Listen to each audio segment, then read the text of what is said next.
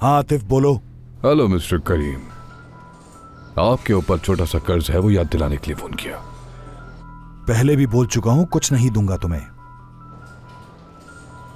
तो ठीक है, कोई बात नहीं, फिर मैं अपना मसला नसरीन के साथ खुद ही निपटा लूंगा और फिर शायद इस बहाने हमारी मुलाकात भी हो जाए।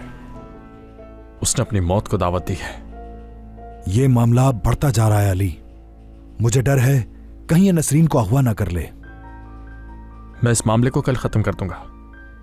मैं भी तुम्हारे साथ चलूंगा कल, उसे पता चले कि उसने किसे धमकी दी है, ठीक है? जैसा आप कहें।